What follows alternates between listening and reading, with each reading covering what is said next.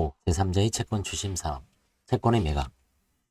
가격이 만족스러운 기름을 팔라. 남는 곡물도 와인도 팔라. 늙은 황소와 출산력이 없는 양, 낡은 수레, 낡은 농기구, 늙은 노예, 병든 노예 등 무엇이든지 무익한 것은 매각하라.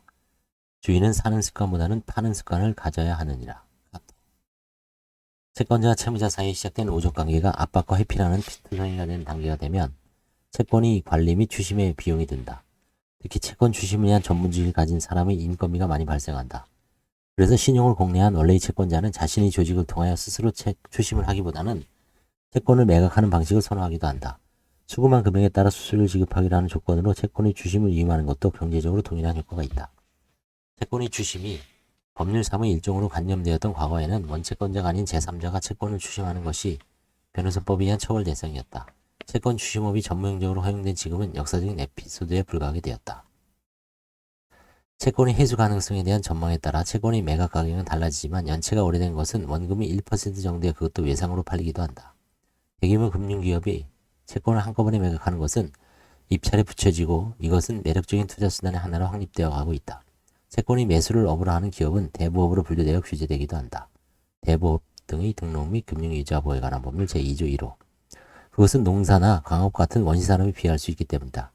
실제로 고대와 중세에 금융자본가가 특정 지역의 세금 징수권을 통치자로부터 사서 이에 근거하여 신민을 수탈하는 방식에 대하여 세금 농사라는 말을 붙였던 것은 바로 채권 추심업과 매수업의 본질을 잘 설명한다. 물론 채권 추심 노력 중 상당 부분 실패하지만 성공하면 이득이 워낙 크기 때문에 고리대금이 아니면 모험적 투자이다. 따라서 제3자인 채권 추심인들과 채권 매수인들은 채무자를 강하게 압박하여 추심할 인센티브가 있다. 물론 본질적으로 방문 판매원이 판매활동과 다르지 않게 추심활동의 규제는 정당성이 있다. 2009년 채권이 공정한 추심에 관한 법률이 제정되어 있다. 이전에 신용정보 이용 및 보호에 관한 법률에 규정된 실체적 의무를 부정한 것에 불과했으나 2014년부터는 불완전하게 남아 채무자에게 대리인이 보호를 받을 권리를 인정하고 있다. 이 법률의 규제를 받는 것은 채권 추심자인데 그 정의를 보면 단지 채권을 양수한 자나 추심을 위임받은 자에 한정하지 않고 광범위하게 규정되어 있어 보호의 범위가 넓은 것처럼 보인다. 다른 한편으로는 채무자가 변호사를 대리인으로 선임하면 채무자에 대한 추심 행위를 할 수 없는 채권 추심자의 범주에서 등록을 마친 대부업자, 채권 추심회사, 자산관리자, 일반 금전 대여 채권자를 제외하고 있다. 덴마크 왕자 배역을 뺀 햄릿 연극과 같은 규제이다. 다만 일부 지방자치단체는 대부업자에 대한 행정지도로 대리인 선임 시 채무자에 대한 연락금지를 권고하고 있다. 채권이 공정한 추심에 관한 법률은 그 밖에도 채무자가 아닌 제3자인 가족, 직장 동료 등 관계인에게 채무와 관련한 방문이나 연락 등 방식으로 접근하는 것을 금지하고 있다. 소송행위를 대리하거나 폭행, 협박에 해당할 수 있는 방법을 사용하는 것, 개인정보를 누설하는 것, 권리행사를 가장하는 것도 금지되어 있다. 물론 이와 같은 법적 한계가 정해져 있다고 한들 채권자, 채무자가 불법적인 행태에 전혀 관여하지 않는다고 기대할 수 없다. 종종 어떤 채권자는 때리고 어떤 채무자는 재산을 감춘다. 위 법률이 폭행, 협박의 금지나 불공정한 행위의 금지라는 제하에 여러 가지 구체적인 행위 유형을 열거하고 있는 것은 이것들이 과거의 채권 추심을 위하여 널리 적용된 기술이었음을 시사한다. 채권 추심자와 채무자가 추심행동, 회피기동을 할 때 항상 법적인 조언을 구하는 것도 아니다. 통상 그렇게 하지 않는다. 그렇지만 이와 같은 추심 규제 법령이 그어놓은 한계는 대부분 채권자와 채무자가 취하는 행동에 영향을 미치고 행동이 지나치게 열정적인 상대방으로부터 상당한 보호를 제공한다. 채권 추심 시스템은 교환, 협상과 자발적인 연체금 지급의 과정이다. 공식적인 법적 절차에 따르지 않는 이 과정은 각 당사자가 압박수단을 구사할 수 있는 능력에 의하여 영향을 받는다. 그 압박수단은 보통 상대방을 해할 수 있다는 것에 대한 믿음이 있을 때 성립한다.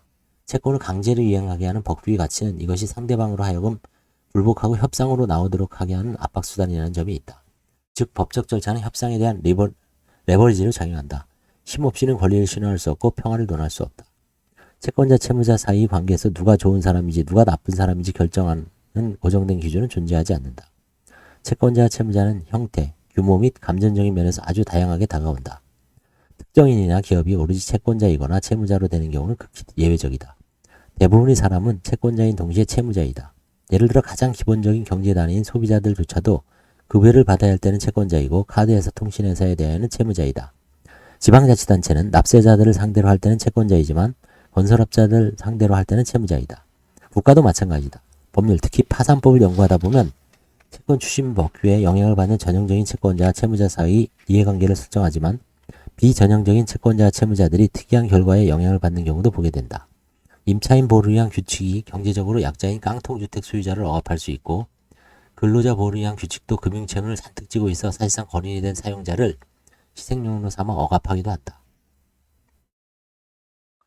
이것은 파산법이 공식적인 법규뿐만 아니라 채권자와 채무자 사이 비공식적인 상호작용이라는 맥락에서 이해되어야 할 영역임을 의미한다. 즉 소비자 차원에서든 기업 차원에서든 법정뿐만 아니라 거리에서 파산법이 어떻게 운영되고 있는가를 살펴봐야 한다. 재무적으로 실패한 자에 대한 청교도적인 경멸도 고리당금업자에 대한 인문주의적인 증오도 우리는 피할 필요가 있다.